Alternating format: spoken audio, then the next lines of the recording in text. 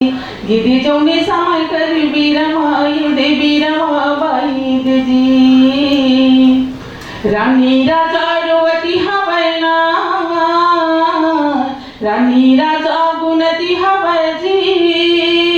जौने समय की बीरामना जौने समय की बीरामया सुनिले भगवान हमर सुन लेना बुहारिला रानी राजा रोवती हवै पार के बुहारिला कैसे विधाता गड़े मोला का बिगाड़े मैं हतोला गोदिला मोरी सुना कर देना रानी राजा रोवती हवै जी रानी राजा गुणती हवैना जौने समय की बीरामया जौने समय की बीरामया यदि बैकुंठ भगवान हया यदि रानी गुहारे लसुनी के यदि सोचा थे यदि गुना थे भाई यदि जी यदि रानी गुहारे लसुनी के यदि सोचा थे यदि गुना थे भाई यदि जी सुन के बैकुंठ में भगवान यदि साधु के नाम भेष बना के आवथे बैकुंठ के भगवान हाँ साधु भेष बनाए रानी के द्वार में आवथे मोला भिक्षा देना साधु बोला थिया मोला भिक्षा देना साधु बोला थिया यदि मनी मन मांगू न थे यदि गुण थे बाई यदि जी यदि मनी मन मांगू न थे यदि गुण थे बाई यदि जी रानी के द्वारे मखाड़ी भगवान है ना चिंतल दी बजाए ना यदि रानी के द्वारी मखाड़ी भगवान है ना चिंतल दी बजाए ना साधु भेष बनाए यदि खाने बना ये कमंडल धरे यदि भिक्षा दे कहते बाई यदि जी यदि भिक्षा दे कहते बाई यदि जी जल जइयो सुजीवना हरि भजन बिना गुरु ज्ञान बिना जल जइयो सुजीवना हरि भजन बिना गुरु ज्ञान बिना गुरु ज्ञान बिना हरि ध्यान बिना गुरु ज्ञान बिना हरि ध्यान बिना जल जइयो सुजीवना हरि भजन बिना गुरु ज्ञान बिना भजन बिना गुरु ज्ञान बिना रानी आवती ना धर के भिक्षा गिया मोरा भागिन के हाथ ले लेना ये दे कहते बाई ये जी मोरा भागिन के हाथ ले लेना ये दे कहते बाई ये जी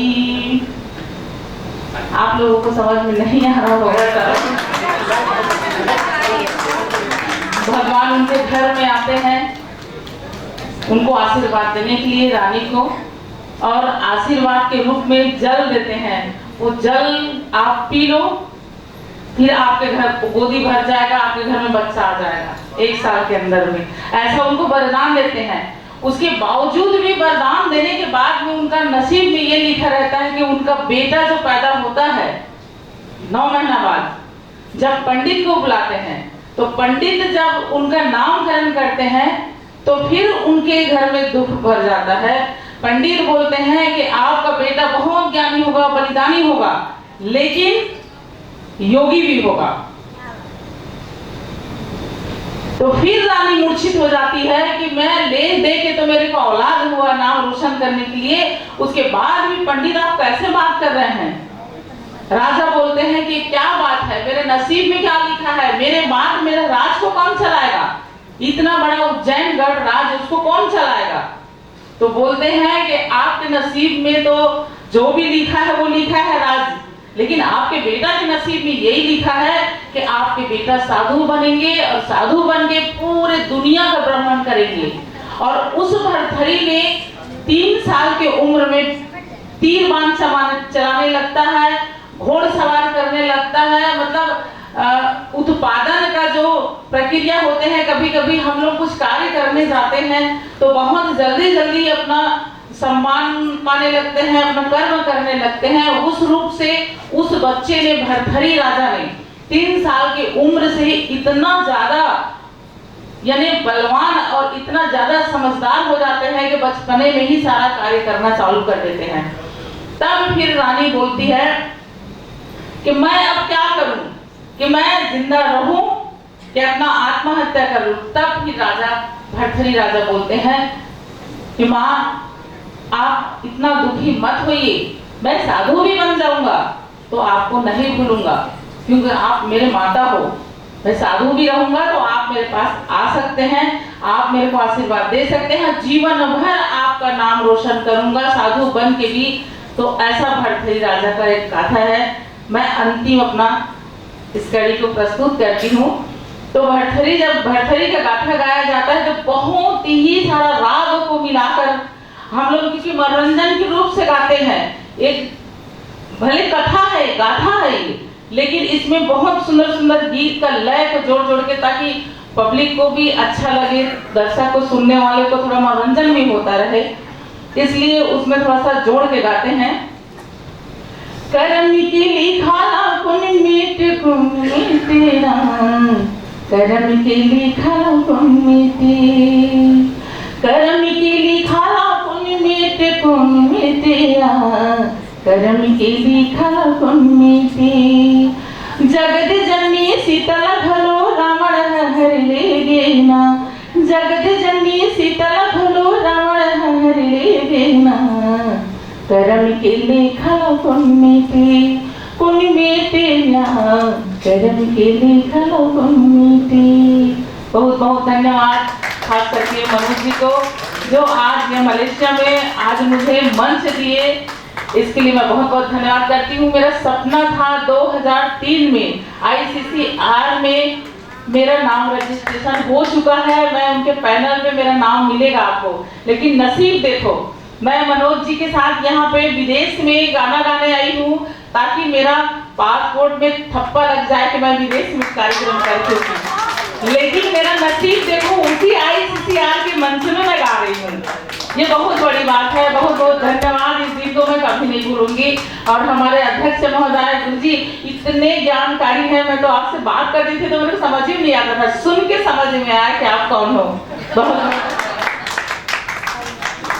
बहुत बधाइयाँ आपको राष्ट्रीय से अंतर्राष्ट्रीय होने हेतु, बहुत बहुत शुभकामनाएं। सम्मान प्रक्रिया चल रही है और इस क्रम को मैं बढ़ाने हेतु हमारे साथ यहाँ उपस्थित हैं आदरणीय डॉक्टर बाल कृष्ण पांडे जी,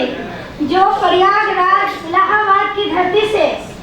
मलेशिया की सरजमी पे आए हैं और कावे की खुशबू लेकर यहाँ बिखेरेंगे। आदरणीय राष्ट्रीय रामायण मेला के अध्यक्ष रह चुके हैं, इंटरनेशनल रामायण सेंटर भारत के मेजेस्टी ट्रस्ट हैं। बहुत सारी उल्लेखनीय सम्मानित पदों पर पदोन्नत हैं। Lions club